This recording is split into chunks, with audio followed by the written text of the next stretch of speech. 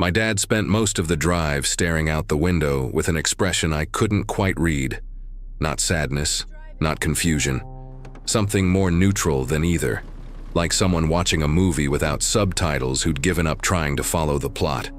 3 weeks earlier, he'd woken up at 2 in the morning, put on his Forest Service uniform, which I didn't even know still existed in the closet, and was trying to start the car when the neighbor called me. When I got there, he wasn't agitated. He was sitting in the driver's seat with the key in his hand, waiting for the engine to turn over, completely convinced he needed to get to the station early. 62 years of memory in one place, 30 years of retirement in none.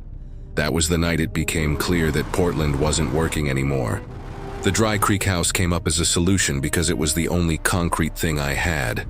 10 acres of land on the edge of the Coast Range, a structure that Dale Pruitt assured me was still standing, and enough silence that no one would have to worry about a neighbor hearing something wrong in the middle of the night.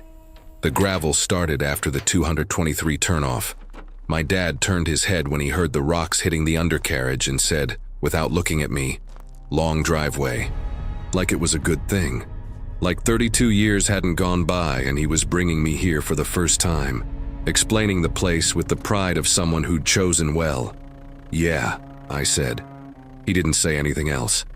The house appeared after a sharp curve between the Douglas firs. 2 stories, wood that had once been white and was now gray with greenish stains along the joints. A covered porch with a swing made of chain that I remembered rocking on as a kid. The sun was almost gone and the light coming through was that September light in Oregon that doesn't warm anything. It just illuminates enough for you to see what's there. The windows were intact, more than I'd expected. My dad got out of the car before I'd turned off the engine. He stood in front of the porch for a moment, not looking at the house, looking to the side, toward the backyard, and then walked up the steps and went inside like he'd left that same morning. That kind of thing still gets me. Not the confusion. I've learned to manage the confusion.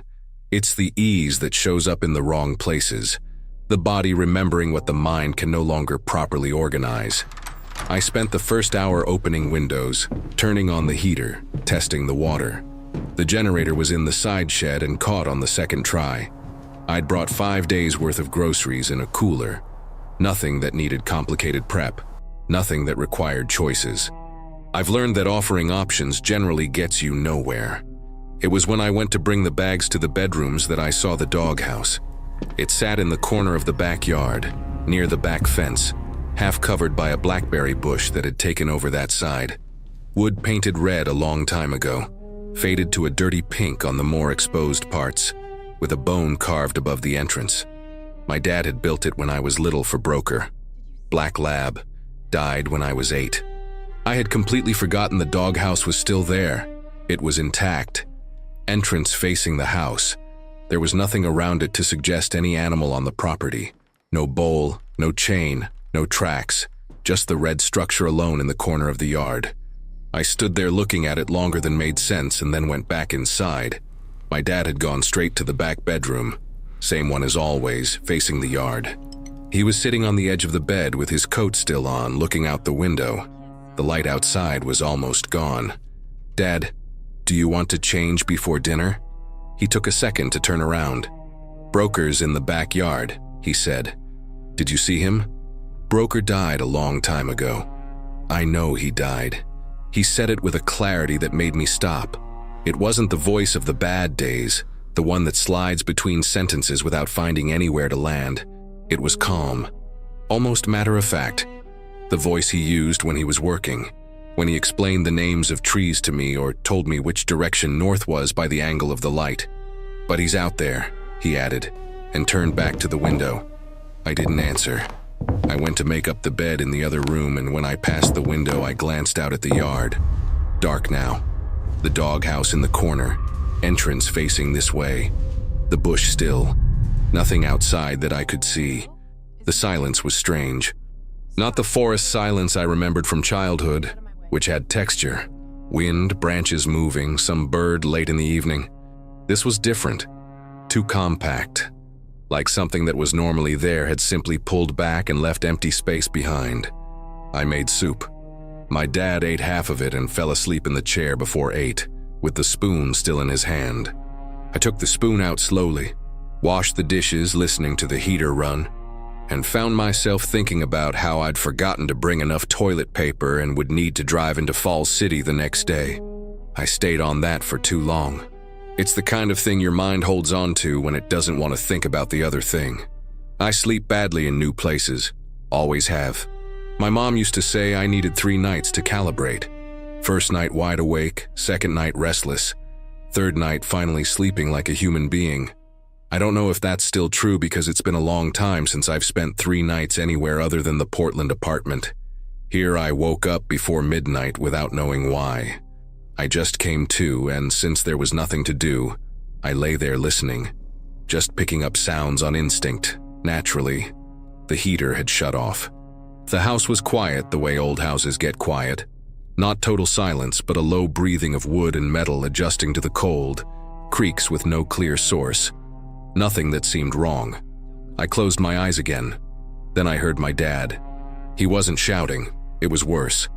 It was that low tone he used when he was somewhere between sleep and waking, when he talked to people who weren't in the room. I got up, grabbed the hoodie I'd left on the chair, and went to the back bedroom in bare feet. The door was partway open. I pushed it slowly. He was sitting on the edge of the bed, sitting up straight, which was unusual. During the day he stayed hunched, worn down by the medication. But there he was, upright like someone paying close attention. He was staring at the window. Outside was complete darkness, no neighbor's light, just the outline of the trees against the overcast sky. Dad. He didn't turn around. He waited the whole time, he said. That's what dogs do. They wait. I walked over and sat down beside him. His hand was cold. You were dreaming. I tried to settle him. I wasn't asleep. He said it with the same strange calm as before, eyes fixed on the window.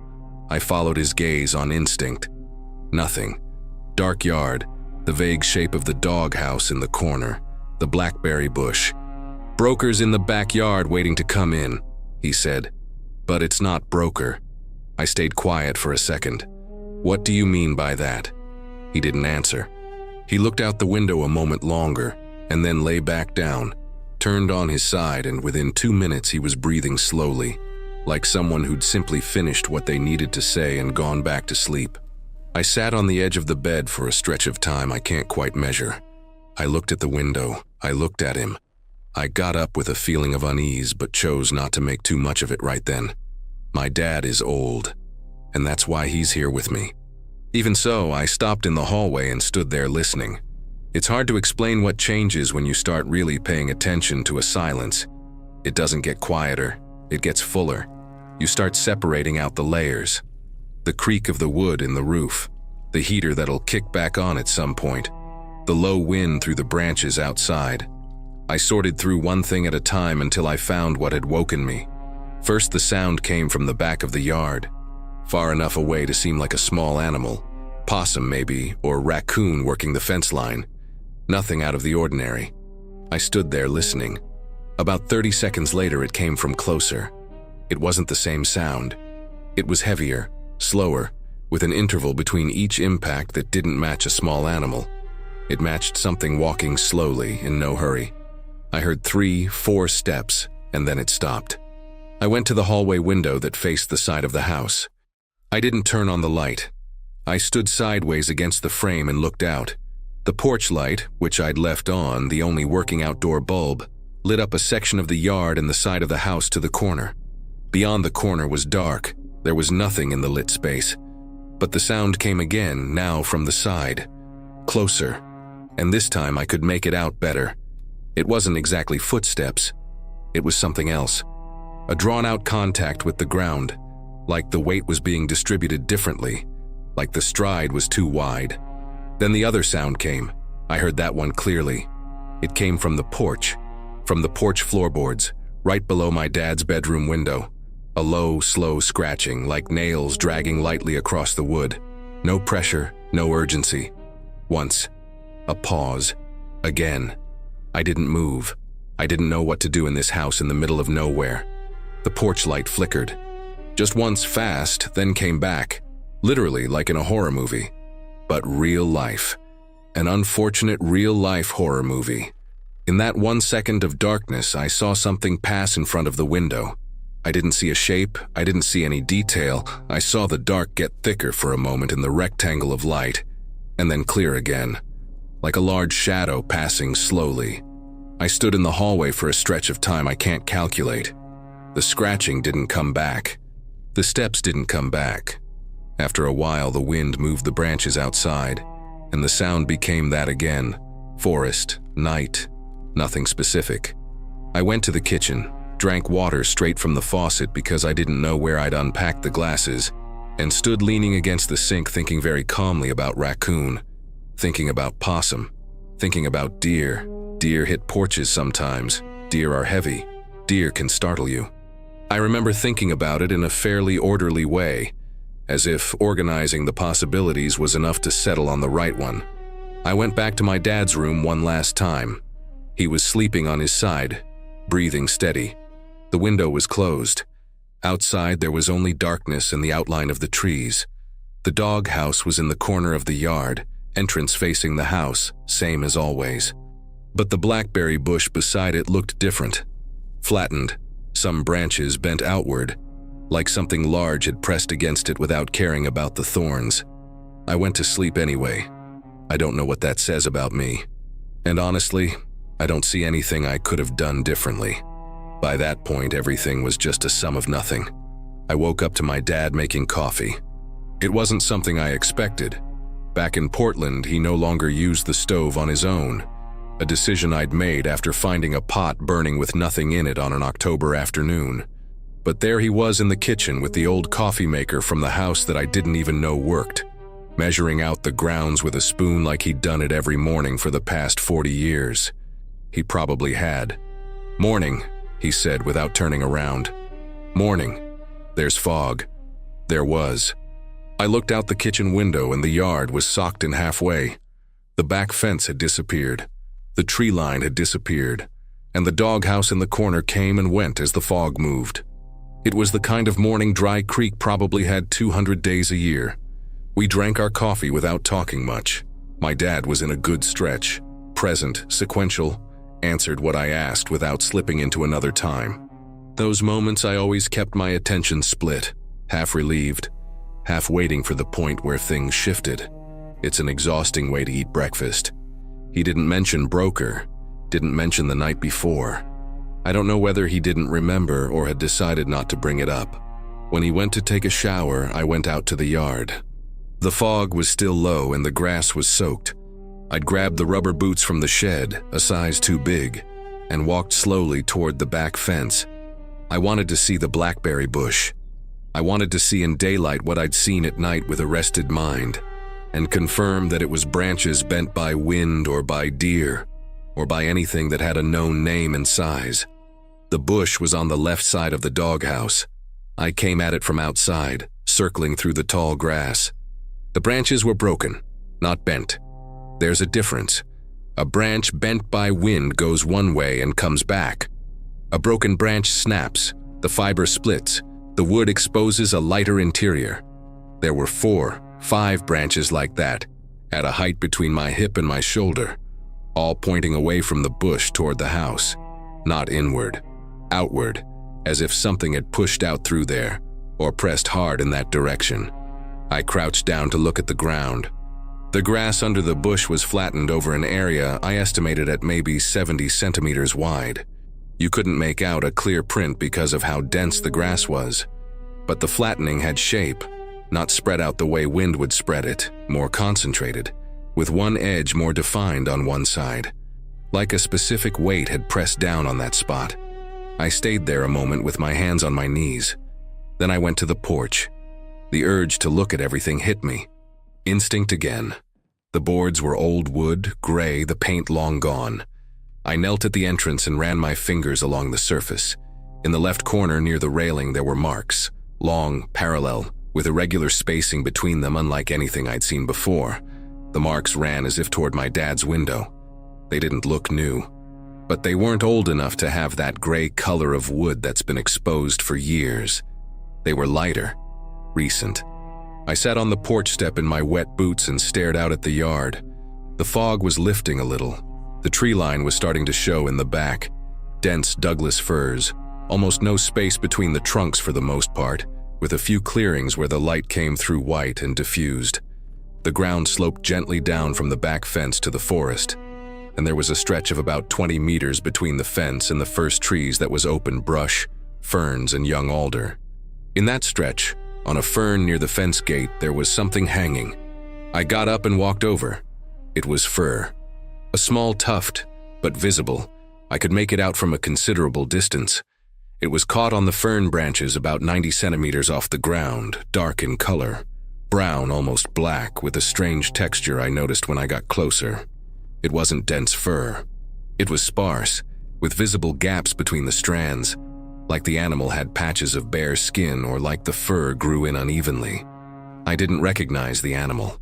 I stood there looking at it longer than I'd planned, almost fixated. I pulled it off the branch with 2 fingers. The tuft was small, about 8 centimeters, very light. It smelled like wet earth and something underneath that I couldn't identify. Not possum, not deer. Something denser, with a base that stayed in the back of your throat. I dropped it on the ground and wiped my fingers on my hoodie. When I came back inside, my dad was in the living room with his coffee cup still in his hand, looking out the front window. I sat in the armchair beside him and stayed quiet for a moment. "You went to look," he said. "I went to check out the yard." And I looked at him. Sometimes I can't tell whether what looks like clarity is clarity or something else. A sharpness that has nothing to do with the present, that comes from somewhere older. He was looking at me, waiting for the answer with an attentiveness that made me uncomfortable. "There were some broken branches in the bush," I said. "Probably deer." He nodded slowly, the way you nod when you hear a polite answer you don't believe. "I'll call Galen today," I said. "Ask if there's been any large animals in the area." "Go ahead," he said, "but Galen won't be able to tell you what it is." I didn't answer. I went to the bedroom to get my phone, and when I came back, my dad had closed his eyes in the armchair, cup balanced on his lap, breathing like someone who'd fallen asleep again. I carefully took the cup from his hand. I called Galen, went straight to voicemail. Galen called me back at 11 in the morning with a voice that sounded like someone who answers the phone out of obligation, and not because they want to. I explained what I'd found in the yard: the broken branches, the flattened grass, the marks on the porch. I didn't mention the fur. I don't know why. I think I wanted to hear what he had to say before adding anything that might come across as exaggerated. He was quiet for a moment. "There's elk in the area," he said. "Always are this time of year. They come down from the coast range when it starts getting cold." That's probably what it was. The marks on the porch looked longer than a hoof print. Elk rubs its muzzle on everything, railing, steps, whatever's there. Can scratch it up. I paused. "What about dark, sparse fur with an irregular texture? Does that match any animal in the area?" Another pause, longer this time. "Could be wild boar," he said. "There's been wild boar around here as long as I can remember. Ugly things, patchy coat, dark-colored. Sometimes they get close to houses at night." I thanked him and hung up. Nothing useful. I stared at my phone for a moment. Wild boar explained part of it. It didn't explain the sound on the porch with that particular rhythm, that slow, deliberate scratching I'd heard from inside the hallway. Wild boar don't scratch wood like that. But it was possible I'd heard it wrong. It was late. I was tired. I was in a place I hadn't seen in 32 years with my dad saying things in the back bedroom about dead dogs. Context doesn't help you hear clearly. I decided to drive into Falls City to get the toilet paper and a few other things I'd left off the shopping list. My dad didn't want to go out, said he was fine, that he'd sit in the living room, that I didn't need to worry. His version of being fine at home alone and the actual version had mixed results. But the store was 20 minutes away, and I needed an hour outside the house. Not away from him, away from the house. From the silence that pressed down differently during the day, more visible without the darkness to give it shape. Falls City was small enough that the grocery store was also the only pharmacy, and the only place that sold pet food and screws in the same aisle. There was a man around 50 at the register in a faded Oregon State t-shirt that he'd clearly bought before Oregon State became something people bought out of nostalgia rather than team loyalty. I grabbed what I needed, a box of crackers that wasn't for anyone in particular but ended up in the cart anyway. Force of habit. Makes sense to have them around when you're living with an elderly person. At the register, while he was ringing things up, I casually asked about large animals in the Dry Creek area. It's the kind of question that works at a small town store. Everybody has an opinion. Everybody has a cousin who saw something. He stopped with the box of crackers in his hand. What do you mean large? Elk, wild boar, whatever tends to show up near houses. He kept scanning. There's always elk, he said. Wild boar too. A short pause. You staying at the Callahan place? The one with the long driveway off the turnoff. I'm Warren Callahan's daughter. He nodded slowly, eyes on the register screen. Your neighbor, Galen, came in here last week. Said he'd been hearing something big near his fence line at night. Didn't know what it was. I only paid attention because Galen's not a man who rattles easy. I paid and left without pushing the conversation further. In the parking lot, I stood next to the car for a moment with the bags. The sun had come out during the morning but was already disappearing again, behind a layer of low cloud that made the light flat and shadowless. The kind of light that doesn't tell you what time it is. When I got back, my dad was fine. He was in the armchair reading a 1987 almanac he'd found on the shelf, which was simultaneously reassuring and unsettling. I made lunch, cleaned up the kitchen, spent an hour working on the laptop because there was an end-of-month deadline that wasn't going to wait for me to sort out my personal life. My dad dozed off after lunch. The afternoon was quiet. Quiet in a way I noticed gradually, like when a constant noise stops and you only register the silence after a while. There were no birds. In September on the edge of the Coast Range there should have been. Finches, starlings, maybe a Steller's jay in the Douglas firs. I couldn't hear anything. No calls, no movement in the branches visible through the window. The trees were still, no wind, and completely empty of any animal sound. I went to the kitchen window and looked out at the yard, the doghouse in the corner, the blackberry bush with the broken branches, the grass that had been soaked in the morning, now just damp, the back fence and beyond it the stretch of open brush, and then the Douglas fir tree line. At the tree line there was something standing still, too far away to have a defined shape. It was just a darker mass between the trunks, at a height that seemed wrong for deer and wrong for wild boar. I stood there trying to gauge the distance, trying to organize what I was seeing into something with a name. It was the shadow of a trunk. It was overlapping branches with the flat light creating contrast. It was anything other than what it looked like. Then it left. It didn't run. It moved back slowly into the forest, and the trunks closed over the space until there was nothing left but trees and shadow, and that birdless silence that stayed the same, heavy like the entire yard was holding its breath. I stood at the window until my dad called from the living room asking if there was more coffee. There was, but I made a fresh pot anyway. I didn't say anything about the window. I hadn't slept well the night before, and I wasn't going to sleep well this night either. I knew that before I turned off the light. I lay there listening to the house and trying to be honest with myself about what was bothering me, because there's a difference between what the mind admits and what the body has already decided on its own. My body had already decided something was wrong. My mind was still negotiating. What I actually knew was simple. There was a large animal moving around the property at night. There was physical evidence of that. Broken branches, flattened grass, sparse fur with a strange texture, marks on the porch wood.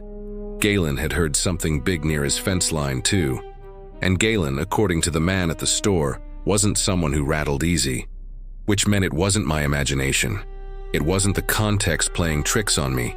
It wasn't exhaustion and stress turning a possum into a problem. It was something real. And something real, large, moving close to the house at night is a concrete problem when you have a 73-year-old man with compromised cognition who can perfectly well wake up at 2 in the morning, open the back door, and walk out into the yard to check whether the dead dog is waiting to come in. That was what was keeping me awake. Not the supernatural, never the supernatural. It was my dad and the back door and the latch I'd checked twice, but that he'd known how to open since before I was born. But there was something else I kept thinking about while the ceiling stayed dark above me. How long the house had been shut up. There hadn't been a permanent resident in years. My dad had come out a few times in the early period after my mom died, then stopped, and the property had been left in Galen's care in the loosest possible sense of the word. A key kept somewhere, an occasional check-in. The kind of care that means nobody's there and anyone driving past on the gravel road could figure that out without much effort. An empty house in an isolated area isn't just an animal problem. I started thinking about it fairly methodically, the way I think through an audit problem, mapping what was verifiable. Were there signs of human presence that I might be reading as animal? The marks on the porch, the flattened grass, the broken branches. An animal explained all of it, but a person also explained part of it. Someone who figured the property was available. Someone using the shed, or the porch, or just cutting through the land as a shortcut to the forest. It happened. In a rural and isolated area, a property that's been empty long enough develops its own logic in the minds of people living nearby. It becomes common space by default, unchallenged. Nothing was missing that I'd noticed. But I also hadn't done a real inventory of the house. I'd opened it up, arranged enough to function, and moved on. There could be tools missing from the shed, firewood used. Anything I wouldn't be able to identify as gone because I didn't know what was supposed to be there. I got up the second time the clock read 10 past midnight. I went to the hallway window in the dark without turning anything on. I looked out at the yard. The porch light was on. It had become a habit since the first night, leaving that bulb burning. The yard lit halfway, the doghouse in the corner, the back fence disappearing into the dark beyond the reach of the light. I went to the kitchen and got the flashlight I'd brought in the toolbox. Heavy, long-handled, with a beam strong enough to reach the back of the property. I went to the back door, unlatched it, opened it slowly. The air outside was cold and completely still. No wind, no insect sounds. Too late in the season for crickets, but the silence was too complete even so. Turned on the flashlight and swept the yard slowly, left to right. Grass, doghouse, bush with the broken branches, fence. I directed the beam toward the stretch of open brush beyond the fence and followed it to the tree line. Nothing. Trunks, ferns, young alder, darkness between the canopy. I went to the shed. The padlock was locked. I'd put a new one on the first afternoon because the original was rusted shut and wouldn't open. Locked, intact. I checked the shed walls, the side window. Nothing forced, nothing broken into. I went back inside and went to my dad's room. He was asleep, steady breathing, on his side, covered to the shoulder. The bedroom window was closed and the latch was in place. I stood in the doorway for a moment, listening to his breathing and thinking that I needed a practical solution for the back door. Something beyond the latch, something he wouldn't know how to operate on instinct. Not because I thought there was immediate danger, because the perimeter was being visited by something I couldn't identify, and because my dad was the most vulnerable point in any scenario I could put together. The next morning, I went to the shed for tools. I found a security bolt that worked by interlocking, the kind that has to be operated with both hands in non-intuitive movements. I installed it on the back door in 40 minutes. My dad sat watching me from the kitchen table while I worked. "You're boarding up the door," he said. "I'm putting on a new lock. The old one was worn out." He looked at it for a moment. "Because of what's in the yard." It wasn't a question. I kept screwing without answering. "Nora. Dad. I'm not as far gone as you think." I stopped. I turned to look at him. He was watching me with that attentiveness that showed up sometimes. Present, direct, no slipping. "I know something's been prowling around," he said. "I hear it at night." A short pause. "It's not wild boar." "How do you know what wild boar sounds like?" "I worked 30 years in the Forest Service, Nora. I know how wild boar moves, how it smells, how it scratches." He looked at the window. "That's not wild boar." I finished installing the lock in silence. I called Meg in the afternoon, my friend from Portland, the only person I could talk to without having to manage what she was feeling while I talked. I told her what was going on in a straightforward way, no drama, the way I'd describe a problem to a client. She was quiet for a moment.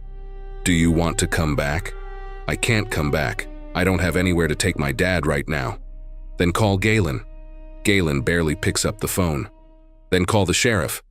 And say what? That there's an elk in the yard. She didn't answer right away. Say there are signs of trespassing, she said.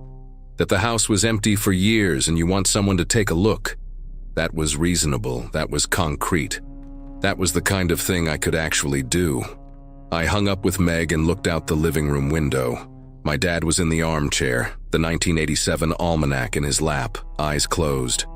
Outside the yard was quiet in the afternoon light. The tree line in the back was still, nothing between the trunks that I could make out. But the birds had been gone for a second day in a row, and that I couldn't explain in any version of the problem I'd put together.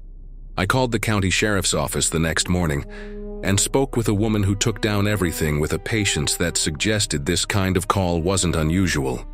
Isolated property, signs of unauthorized presence, new occupants arriving after a long absence.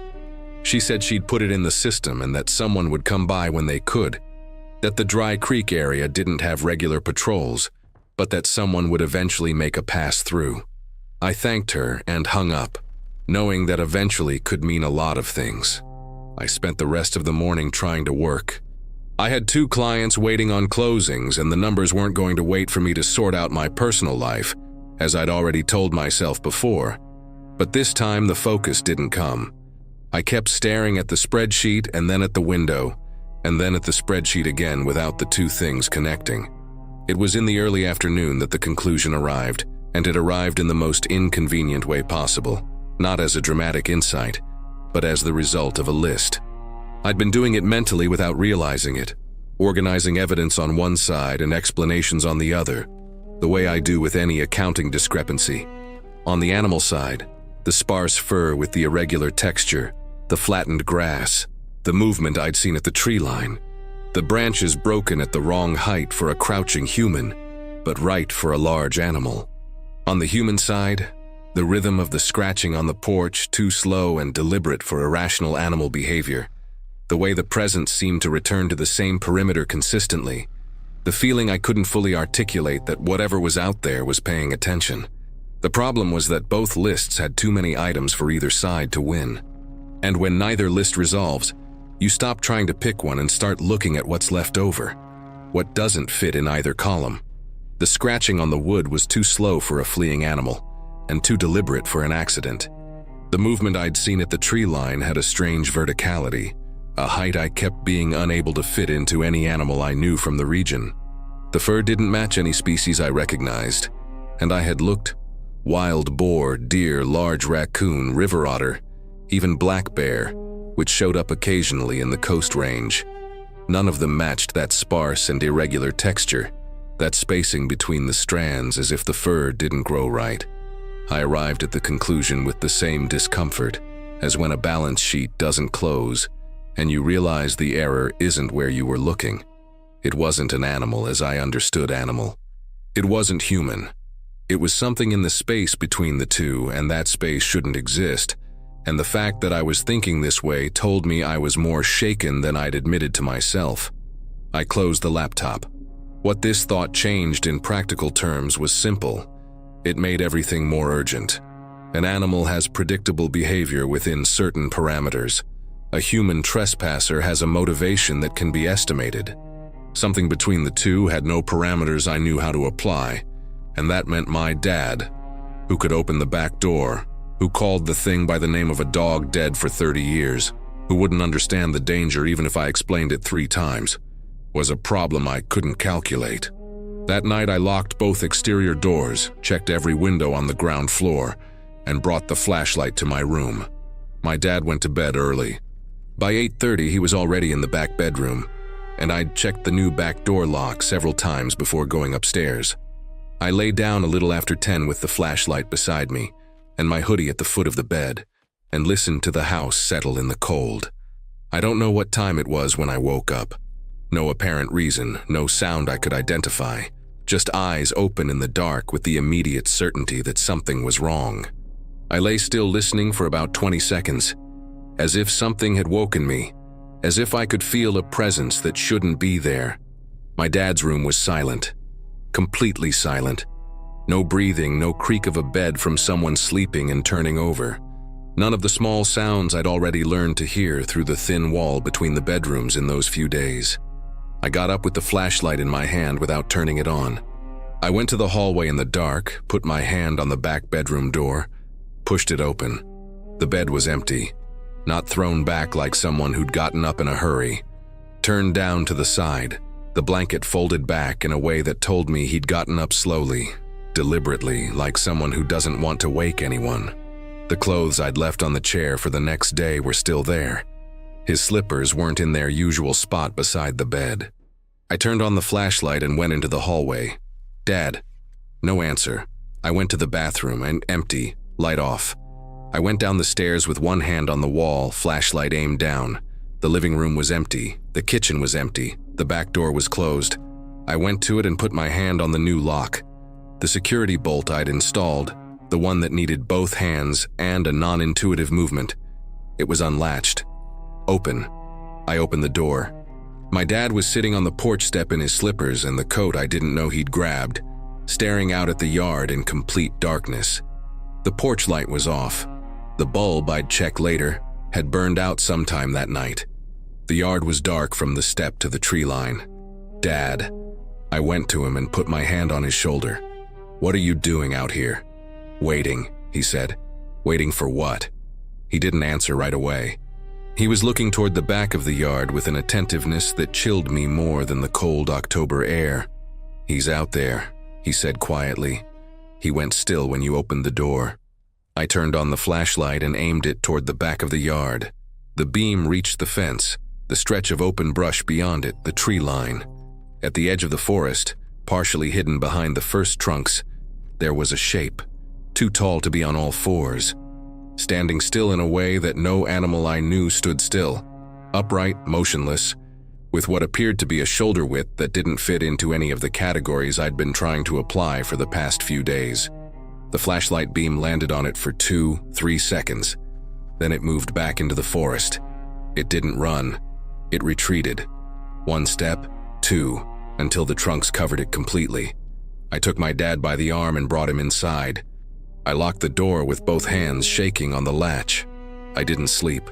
I sat in the kitchen with the flashlight on the table and my phone in my hand until the sky started to lighten, listening to the house, the yard, and the tree line I could no longer see but knew was there. My dad went to bed without complaint when I asked, which was unusual enough to tell me he was as worn out as I was, or that he had understood something I was still trying to process. In the morning I called Meg. "You need to get out of there," she said before I'd finished explaining. "I can't leave today. Dad isn't doing well. The trip was long and he's disoriented in the mornings. I can't put him in the car like that. Then tomorrow." "Tomorrow," I said. I hung up and looked out at the yard through the kitchen window. Morning light, overcast sky, wet grass, the doghouse in the corner, the tree line still in the back. I spent the day in containment mode, didn't leave the house. Didn't let my dad near the back windows. Made meals, kept the routine. Responded when he talked and pretended everything was fine with a competence that surprised me. I'm good at managing the surface. It's essentially what accountants do.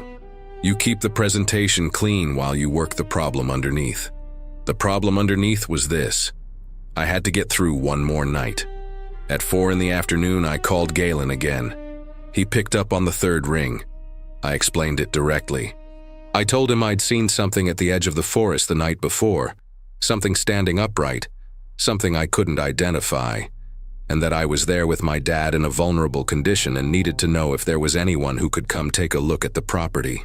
Silence for a few seconds. "Tell me more about what you saw," he said. I described it, the height, the upright posture, the width, the way it had retreated into the forest without running. Another silence, longer this time.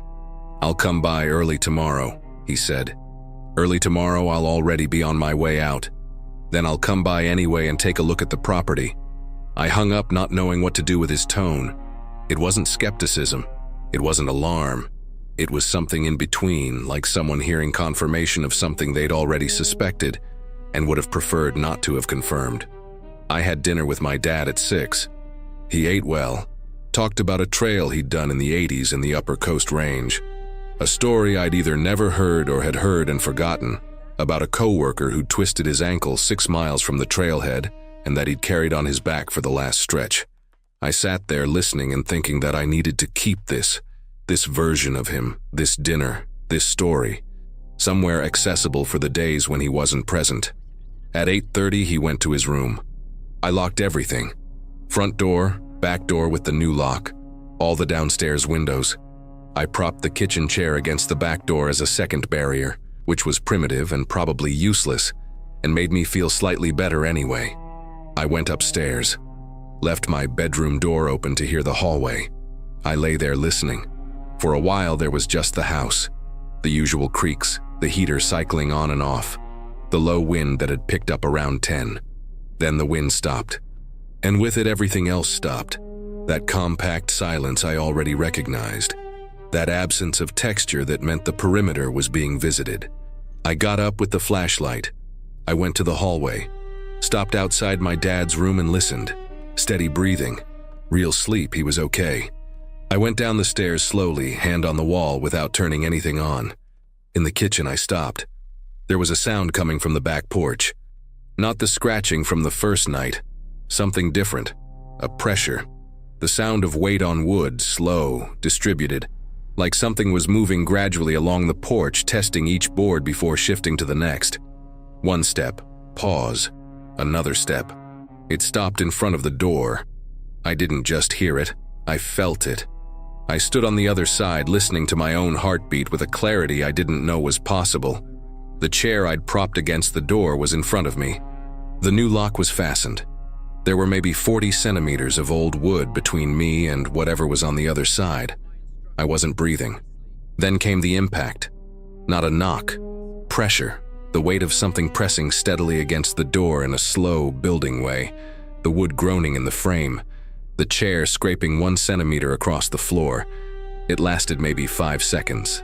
Stopped. Silence. Then I heard my dad. It wasn't a sleep voice. It was a standing voice, a hallway voice. He was awake, he was out of his room, he was coming down the stairs. "Dad, stay back," I said in a low voice, but I could already hear the steps creaking.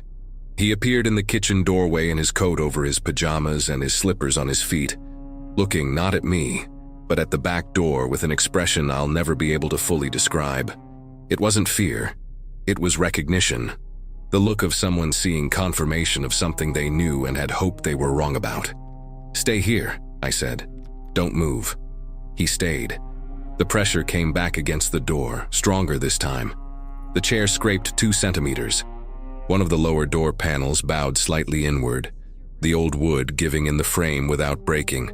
I heard the breathing from the other side, heavy, rhythmic, with a guttural undertone that wasn't the sound of exertion. It was something else. It was the sound of something monstrous. I gripped the flashlight with both hands. There was a small window on the side of the kitchen that faced the porch. Narrow, high up, no direct view of the door, but with an angle on the corner where the porch ended.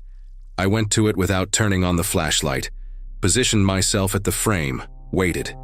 When the pressure came back against the door, I turned on the flashlight and aimed it through the window. I saw enough. A shoulder, the side of an arm that was too long, with a joint that bent at an angle an arm shouldn't bend. A section of back, broad, with the sparse pelage I already recognized from the fur I'd found on the fern. Skin visible between the tufts, grayish in color. A height that didn't fit entirely within the window's angle. It lasted maybe 2 seconds before it moved. It didn't retreat this time. It came down off the porch toward the yard with a speed that didn't match the weight I'd felt against the door. Fast, silent, and in a movement pattern my mind took a moment to process because it was wrong. It was the wrong combination of biped and quadruped, as if the thing chose how to move depending on the terrain, and in that moment had chosen to drop down. It disappeared into the darkness of the yard. I went back to my dad. He was exactly where I'd left him, standing in the kitchen doorway, staring at the back door. "Dad, look at me." He looked. "Tomorrow morning we're leaving. Do you understand?" He was quiet for a moment. "I know what it is," he said. "It doesn't matter what it is." "It does," he said with that same matter-of-fact calm as always. because it's going to come back. I took my dad back to his room, sat on the edge of his bed until he fell asleep, and kept the flashlight aimed at the window until the sky started to lighten. Outside the yard stayed quiet for the rest of the night. It was the kind of quiet that doesn't comfort you. In the morning, my dad didn't remember getting out of bed. He wasn't faking. I know the difference. He was sitting at the kitchen table with the expression of someone who'd slept well and was expecting coffee. No trace of that silent attentiveness from the night before. No coat, no slippers out of place. When I asked if he'd slept well, he said yes, that he'd dreamed about the Coast Range Trail. The same story from dinner. I made coffee without saying anything. While the water heated, I went to the back door. The chair I'd propped against it was 2 centimeters out of place, the same 2 centimeters I'd watched it scrape during the night. The lower panel of the door was slightly bowed inward. The wood pushed past the original fit of the frame, a small deformation that was only visible because I knew where to look. I ran my finger along the edge. The wood had given but not split. I opened the door and looked out at the porch. The boards in the center, in front of the door, were marked. Not scratched this time. Pressure. The wood compressed over a wide area with a pattern I stood looking at longer than I wanted to. It wasn't the mark of a human body leaning against it. It was too wide, with a weight distribution that suggested something supported on more than 2 points, or on 2 points spaced farther apart than human shoulders would allow. I closed the door, locked it. I poured my dad's coffee and said we were heading out after breakfast. I told him we needed to go back to Portland, that I'd forgotten to take care of something important. He accepted it without question, which told me he was in a lower resistance stretch. On those days, he followed direction without asking for explanation, like someone who trusts that whoever's driving knows the way. I went upstairs to pack the bags. His room was as always, bed turned down to the side, almanac on the nightstand, coat on the chair. I folded his clothes and put them in the suitcase without thinking too much. On the autopilot you develop for physical tasks when your mind is busy somewhere else. It was when I picked up the coat from the chair that I noticed. The right pocket had a different shape, something filling it out. I put my hand in and pulled it out. A doorknob. Old darkened brass with the threading still attached, the kind that screws into a wooden door. It wasn't from any door in the house that I'd noticed. I turned it over in my hands for a moment, trying to understand what it was doing in my dad's coat pocket. He couldn't have taken it from anywhere while I was keeping an eye on him, which meant it had been during the night when he was out of his room, when the only way I knew where he was by hearing the stairs creak. I put the doorknob in my own coat pocket without knowing why, kept packing the bag. We came downstairs at 9. My dad walked to the car without difficulty, sat down, adjusted his seatbelt with his usual concentration. I put the bags in the trunk and did one last walk through the house. Stove off, heater off, windows closed. Nothing on that shouldn't be on. The kind of check you do when you're leaving a place for an indefinite amount of time and want it to be the same when you come back. I didn't know if I was coming back. I went to the back door one last time. I looked out at the yard through the kitchen window. The doghouse in the corner, entrance facing the house, the blackberry bush with the broken branches, the wet grass, the back fence and the stretch of open brush and the tree line. On the porch, in the left corner near the railing, there was something that hadn't been there the night before. Another tuft of fur caught between 2 boards, sparse, dark, the same texture as what I'd found on the fern. As if something had passed slowly through there at some point when I wasn't looking. Without hurry, without urgency, just passing through. I left through the front door and locked it with the key I was going to mail back to Galen because I didn't want to see him in person. I had nothing useful to say to him, and I knew he'd have nothing useful to say to me. Just that silence of someone who knows more than they let on, and decided a long time ago that talking didn't help. I got in the car. My dad was looking straight ahead with the same neutral expression he'd had on the drive-in, as if the place was just a place, and leaving was just leaving. I started the engine, put it in gear, began driving down the long driveway. At the curve where the house disappears from view, I stopped for a second without meaning to, without planning, foot on the brake by reflex before I understood what I was doing. I looked in the rearview mirror. The house was there. Front door closed, covered porch, chain swing. Normal. Quiet. On the side of the house, at the edge of the yard visible from the mirror's angle, the doghouse with its entrance facing the house. And beside it, in a posture I couldn't fully process in the second it lasted before I lifted my foot off the brake and kept driving. 2 eyes, fixed on the car, motionless. I got onto the 223 without looking in the mirror again. My dad put his hand on my knee at a moment that caught me off guard. It wasn't something he normally did, hadn't been part of his physical repertoire in recent years. "You did the right thing," he said. I didn't answer. The road opened onto asphalt and I accelerated, and the Douglas firs went past on both sides, and at some point the forest thinned and Polk County fell away behind us. I only realized I still had the doorknob in my pocket when I stopped for gas in Dallas 40 minutes later. I stood there looking at it in the palm of my hand, not understanding where it had come from, what it meant, what my dad had done with it during that night he didn't remember. I put it back in my pocket and kept driving.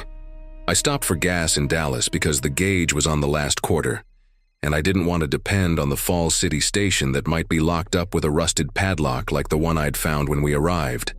I stood there with the fuel nozzle in my hand, staring at nothing, and the thought arrived slowly, the way things arrive when something has been waiting for the right moment to come in. The shed had a partition. I'd seen the plywood wall in the back when I grabbed the toolbox, but I'd been indifferent to it, hadn't gotten close enough to notice there was a door there. There was a room at the back of the shed I'd never gone into. The doorknob was old, darkened brass, with the threading still attached, the kind that screws into an interior wooden door. It wasn't from any door in the house. It was from an interior door, from a room inside another room. If it was in my dad's coat pocket, there was a sequence I needed to either accept or reject. My dad had gone out in the middle of the night, or he had come here at some point during those years when he swore he hadn't. That might explain how he'd sat on the porch in the dark with the creature standing at the tree line.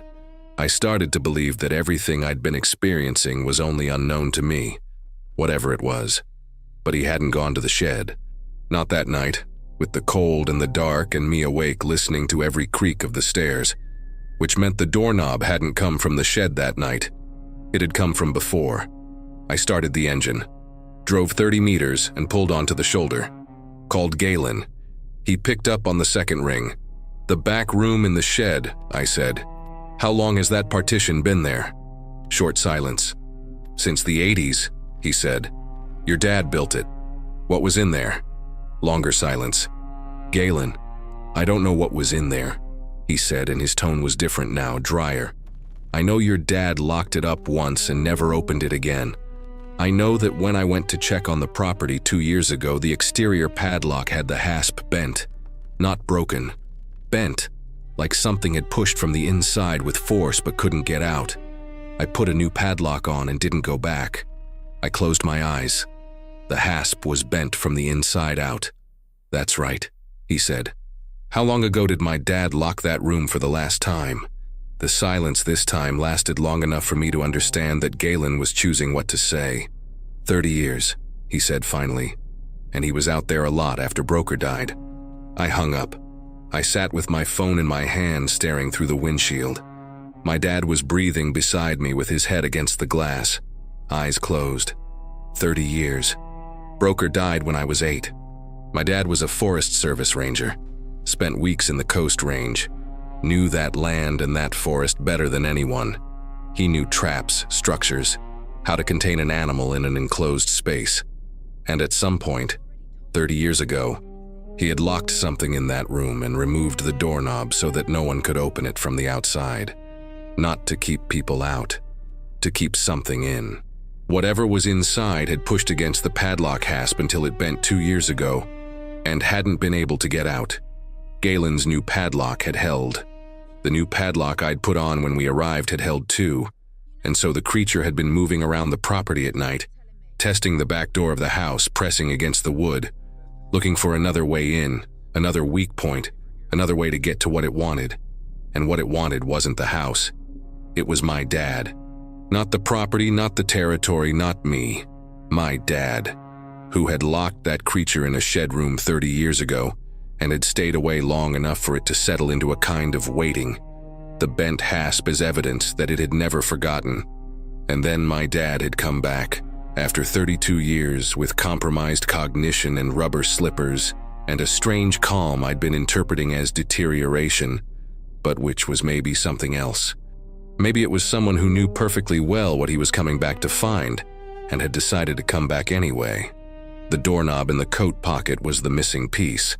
My dad had removed that doorknob from the room's door 30 years ago, kept it as a guarantee, as proof that the room couldn't be opened from the outside by anyone who didn't know what they were doing. And he'd brought it with him to Dry Creek. Not forgetfulness, not confusion, intention. He knew he was going back. He knew what was there. And he'd brought the doorknob because it was the only thing keeping that door unable to be opened, as long as the creature didn't find another way out. I put it in gear. My dad opened his eyes when I was already on the 22, forest on both sides, Polk County falling away behind us. He looked out the window for a moment. Then he looked at me with that clarity that showed up sometimes, that attentiveness that had nothing to do with deterioration. "You figured it out," he said. It wasn't a question. "I think so. I tried once," he said. "To keep it in there. I thought I'd managed it." He paused. "I should have stayed longer, should have finished what I started, but I couldn't kill it, not even with fire." "Why did you go back there?" He looked at the road for a long time. "Because it never stopped," he said finally. "Even far away I knew it was there. 30 years of knowing." He looked at his hands. "I wanted to see if I could still finish it." At 73 years old in sweatpants, he made a sound that in another life would have been a laugh. "It was a bad idea," he said. The 22 opened onto a long, straight stretch and I accelerated. The forest fell away behind us, the valleys widened. Marion County replaced Polk County on the horizon. I held the wheel with both hands and thought about the back room in the shed with the new padlock, the hasp already bent 2 years ago, and something inside that had waited 30 years and would keep on waiting, or would find another way out. The doorknob was in my pocket. I didn't know what to do with it, and I couldn't throw it away, and I couldn't stop thinking that it was the only thing keeping that door from being opened from the inside, and that a door with no knob on the outside was a door nobody repaired, nobody opened, nobody found out what was inside, except that 2 padlock hasps had already given way, and the third one was mine. We got to Portland at 3 in the afternoon.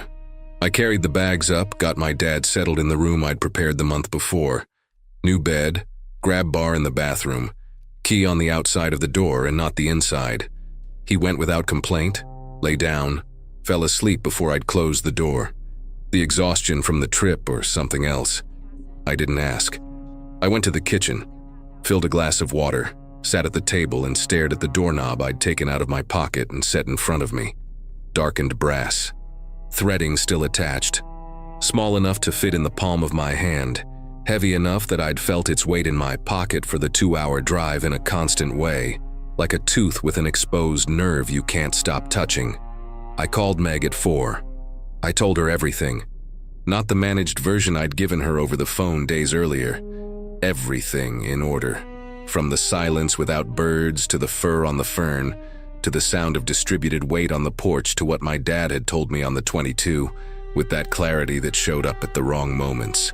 Meg stayed quiet through almost all of it, which wasn't like her, and when I finished, she was silent for another 10 seconds.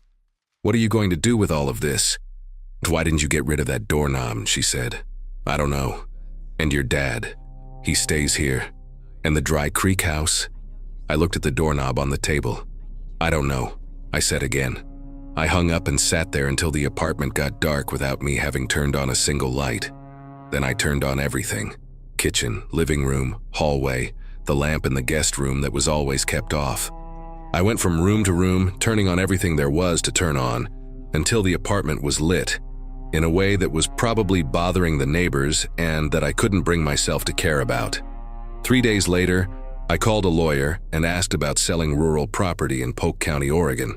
He explained the process efficiently, and I wrote down the steps on a piece of paper that's here on my desk, still with the notes on it, still not done. I couldn't get past the first item. It's not sentimentality. It's not attachment to the house or the land or the 80s I barely remembered. It's something else that took me a while to understand and that I still can't fully name. Selling the property means someone buys it. Someone shows up with a car and moving boxes and maybe kids. Opens the shed because the shed is the first place you open on a new property. Finds the back room with the door that has no knob and fixes it. Fixes it because a door without a knob is a problem to solve. It's an item on a list. It's the first thing any reasonable person would do. I kept the paper on the desk and the property in my name. My dad had a good stretch the following month. Present, sequential, sometimes funny in a dry way I'd forgotten he had. On one of those days I asked him directly, not about the creature, not about the shed, about Broker. Why Broker had died when I was 8, how he had died, what had happened. He was quiet for a moment. Animal attack, he said. What animal? Unidentified.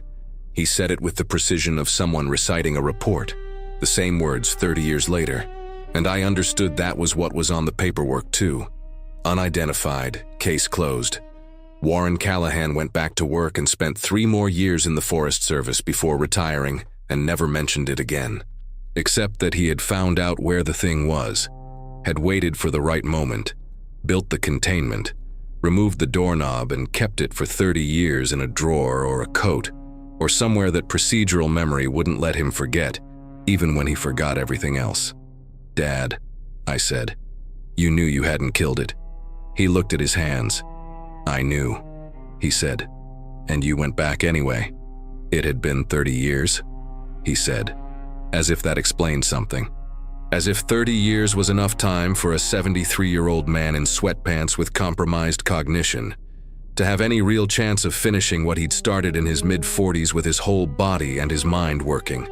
I didn't say that. I sat looking at him for a moment. Don't go back, I said. He didn't promise. He nodded in a way that could have meant anything. That was 6 weeks ago. My dad is here in the room down the hall and sleeps most of the time now. The good stretch passed, the way good stretches pass, and what was left was that quieter, more distant version of him that's hard to reach. The doorknob is still on the kitchen table. I can't put it away. I tried in a drawer, once in a box in the closet, and both times I went back for it without being able to explain why. It sits on the table the way an object sits when you don't know how to classify it, when it isn't a keepsake and isn't a tool and isn't anything that fits in a category you know. Galen never called me back. I sent a message asking if he'd stop by the property like he'd said he would. Nothing. I called twice, went straight to voicemail both times. I don't know what that means and I'm not sure I want to. Last week I woke up at 3 in the morning for no apparent reason and lay there listening to the apartment. Portland apartment, 5th floor, street with traffic even in the middle of the night. Neighbors on both sides, elevator in the hallway. Everything completely normal. But I listened anyway. That's what stayed, I think. Not the fear exactly. Not the image of the shape at the edge of the forest. Not the sound of distributed weight on the porch boards. It's this new habit of listening, of separating out the layers of silence and looking for what doesn't belong. Every night since Dry Creek I listen. And I know that something exists that shouldn't exist. That my father provoked something that is not human. And I don't know how long I can live with that.